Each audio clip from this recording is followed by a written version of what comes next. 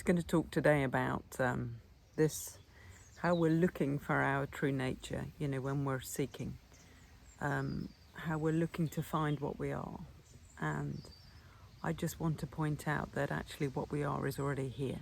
And I know you've heard it before, but I want to see if I can point to it in a clear way that you recognize it, or you get some resonance from this video that helps you to see it for yourself. So it's already what's here. So actually what is here when we look? What's looking through your eyes is looking through my eyes. There is just this alert, awake presence that we all are, that's inherent, that's just here. I know there's an experience of feeling like we are missing something and we're looking for it because we don't feel whole. And that's what creates this seeking. And it's born in the identification with the mind-made self, with thoughts that are offered up in this idea of becoming something, got to get something. So they're just thoughts, but we personalize those thoughts and believe that there's a separate self thinking them. There's this individual that's on a search. And that's sort of what keeps us bound, keeps us searching, keeps us looking in the opposite direction. Because your true nature is just here already. It's inherent, it's just here. It's so normal we miss it because we've got an idea of what we're looking for. And what we're looking for isn't an idea. It isn't an object. It's what we are. It's what we are. It's what's right here now. When you stop, when you don't pick up an idea of not being there, when you don't pick up an idea of becoming something, or becoming more present, more clear, more awake, when we drop all ideas of becoming and we look at what's actually here, what's true right now in this moment, when we don't pick up an identity that's based in thoughts.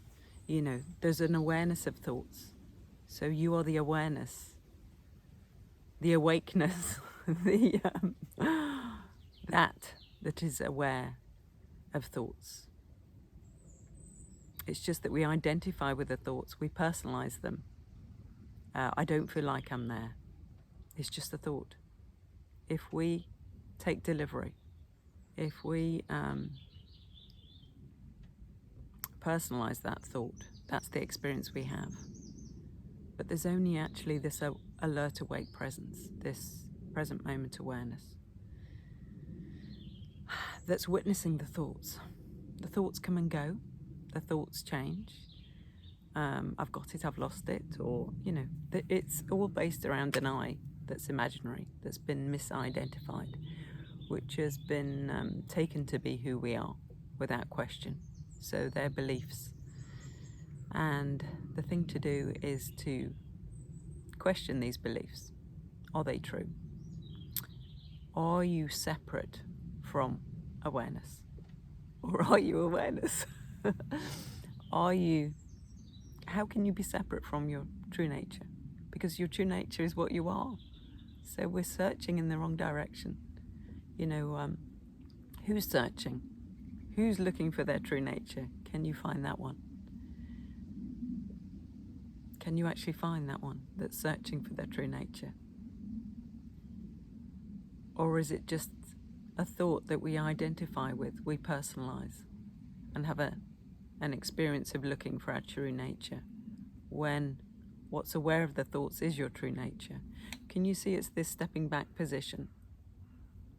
We never lose presence. We just have an experience of losing it. But what's always aware of that coming and going is presence. So we're not actually losing it. You always are present, always are aware of the experience. But you never become the experiencer. You're just always awake, aware presence that's aware of all of the experiences. It's just the experience has been personalized and believed to be an experiencer. So there's a thought appears in awareness. You are the awareness in which it appears.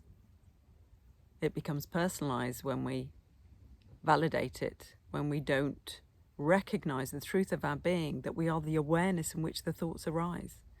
So we can't be the thought. The thought is a misidentification. You know, if we believe that thought that I'm not there yet, you're just picking up misidentification with thoughts. Mind-made self. You know, this ego doesn't actually exist. This mind-made self doesn't exist. But we believe it through thoughts, you know, by believing thoughts. We have the experience of that individual, but we never become individual. We never leave this ocean of being, this alert, awake presence, and it's here. You can just look. You know, are you aware right now? Are you apart from that awareness, or is it just inherent? Is it just what you are? So that's your true nature. So it's to look, are you aware? You just are. If I asked you, are you aware? You don't have to go to a mind to think about that. It just is. And that's always there. And it's so obvious we miss it. And that is your true nature. That's what we're all looking for. Yeah, I talk about this flip that was experienced. That, you know, just the change in perspective. That I was looking for presence, and then I recognized there was the presence, but this I was still identified with. I still had the idea that I was this I, but actually presence is what I am, and this I is universal. It's not an individual separate self. So I was still believing in two positions, but there's not two positions. There's just awareness of everything that's appearing, and that's appearing is you know, comes and goes. But what always remains is the awareness that you are. So that's what I'm pointing to, that you are the awareness in which everything comes and goes. And you can't be any more aware because it's just what you are. It's not a thing that grows. It's not like you have an experience of getting clearer or becoming more present, but you can't. It's just an experience that's being identified with. You can't actually leave presence. You can't become unaware. There's an experience of getting lost in thought, but it's only ever in awareness, that experience. It can be hypnotizing, so we can feel like we've lost it, but it's only an experience. Nobody loses awareness. Nobody loses what they are. It's just an experience. Hope this helps. Thanks for watching.